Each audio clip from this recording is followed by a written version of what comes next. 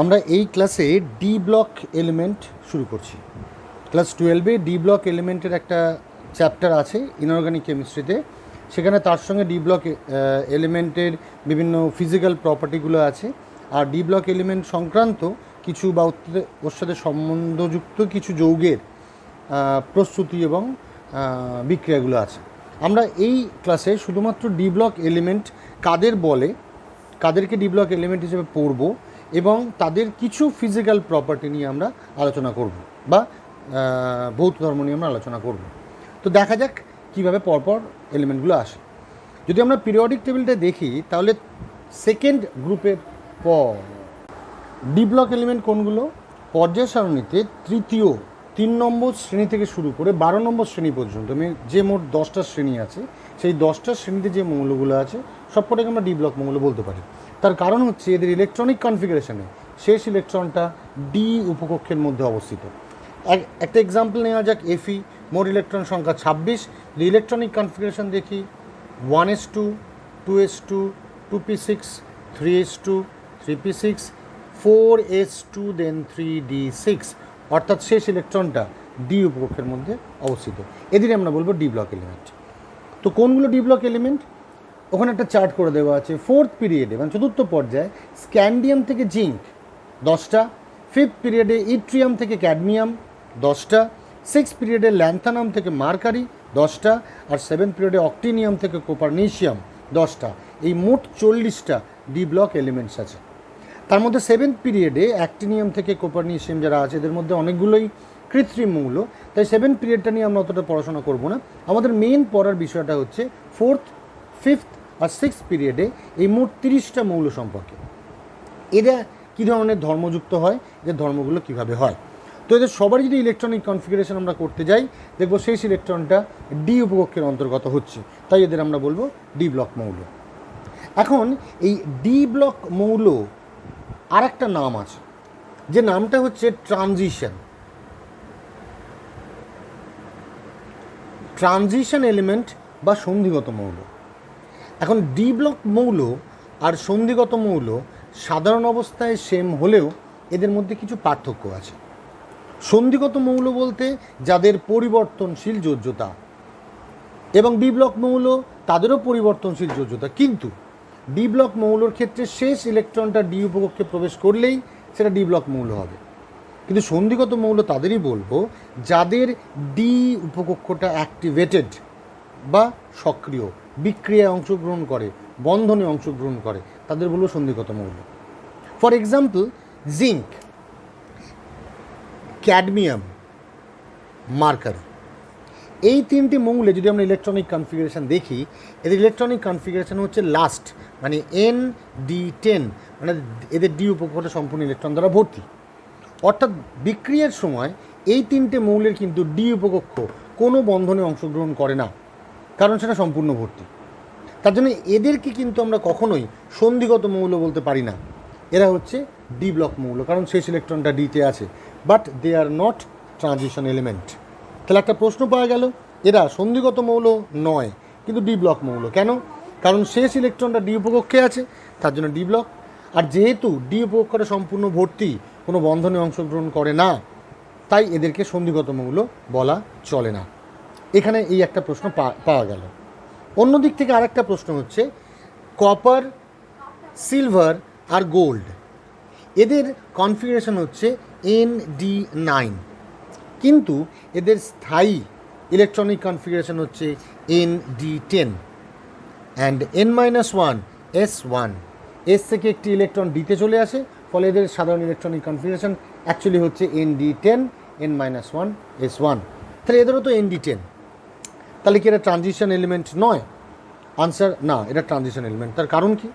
তার কারণটা জানতে গেলে আমাদের ট্রানজিশন এলিমেন্টের সংজ্ঞাটা দেখতে হবে। কাকে সংজ্ঞা বলে?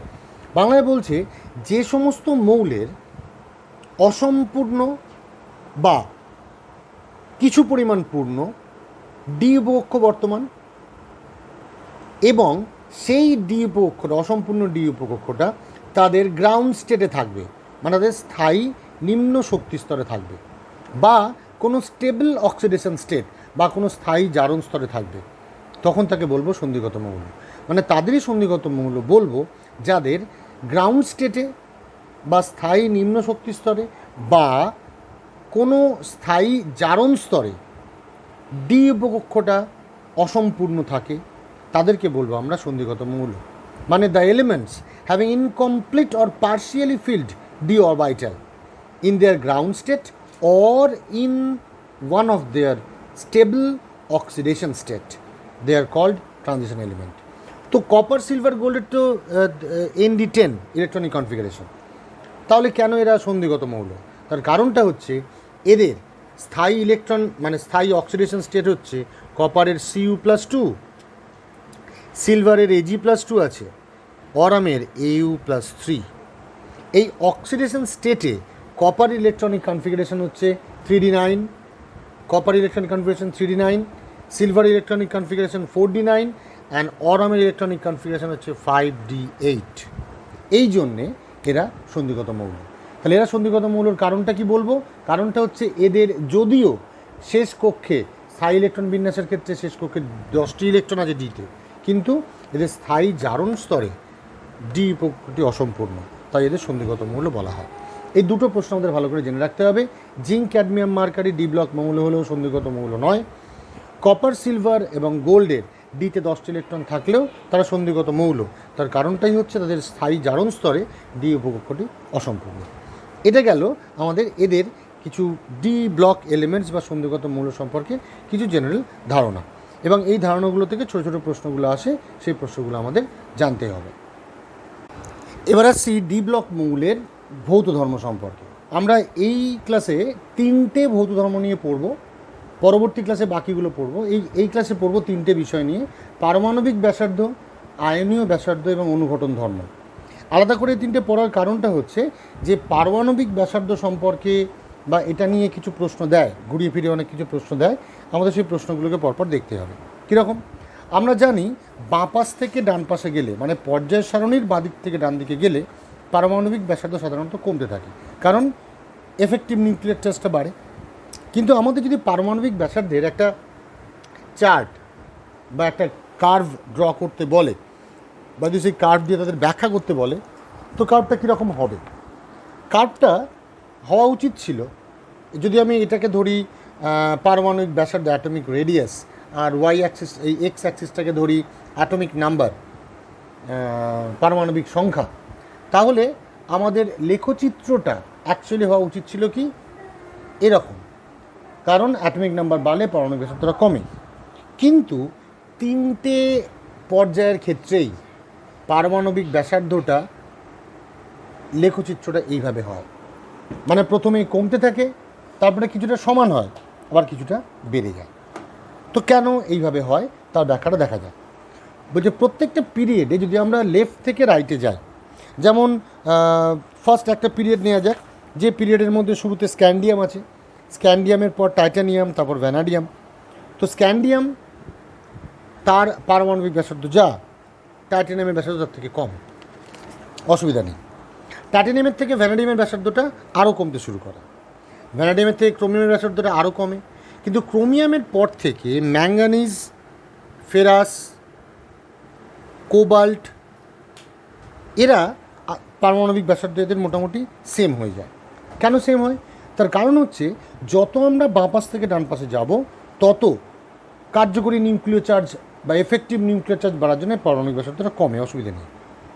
আফটার গ্রুপ 6, 6 নম্বরের পর, মানে ক্রোমিয়াম, ম্যাঙ্গানিজ, আয়রনের কাছাকাছি, এই সময় ডি অরবিটাল ইলেকট্রনটা বাড়ে।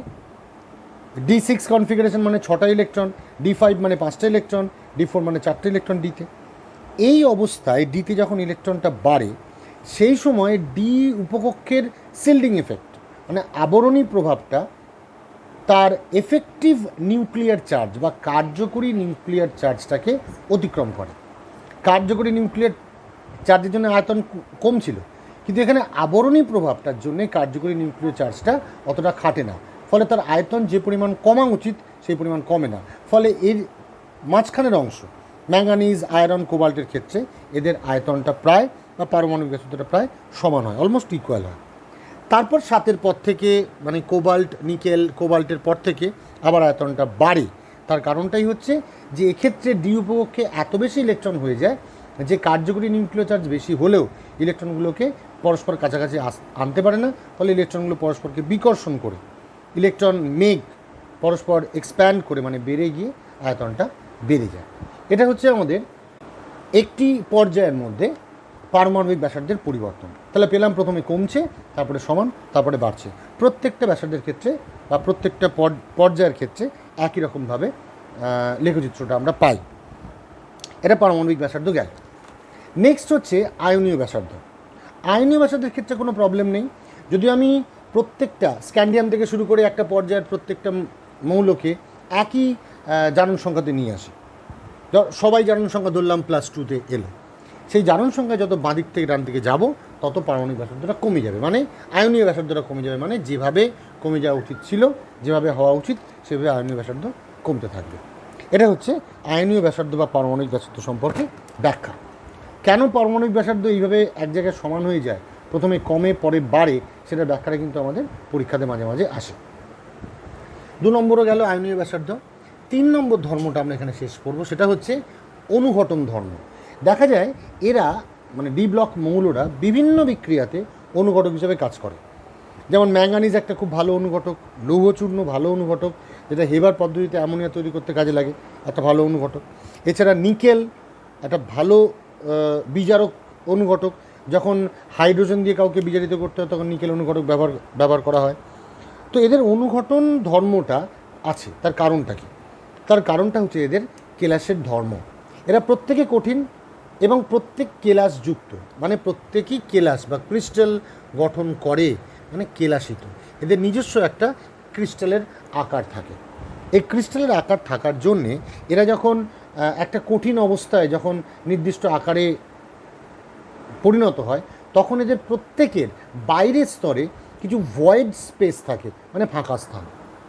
এদের কেলাসের গঠন এমনই, আমি যদি এদের একটা পৃষ্ঠতলের কথা ভাবি, সেই পৃষ্ঠতলে এদের অণুগুলো পরস্পর ধাতব বন্ধন দ্বারা, পরমাণুগুলো বেটার সেট, পরস্পর ধাতব বন্ধন দ্বারা এইভাবে যুক্ত হয়ে থাকে। কিন্তু এই ধাতব বন্ধন দ্বারা যুক্ত হওয়ার পরও এদের মাঝখানে কিছু ফাঁকা স্থান থাকে। এই ফাঁকা স্থানগুলোকে ইংলিশে বলা হয় ভয়েড। এই ফাঁকা স্থান এদের মধ্যে থাকে। এই ফাঁকা স্থান থাকার জন্যে যখন কোনো গ্যাস এদের ওপর দিয়ে প্রবাহিত হয়, তখন এই ফাঁকা স্থানে এরা গ্যাসের অণুগুলোকে শোষণ করতে পারে, এবং শোষণ করে বলে এদের গ্যাসগুলো বিক্রিয়া আরও দ্রুত ঘটতে পারে।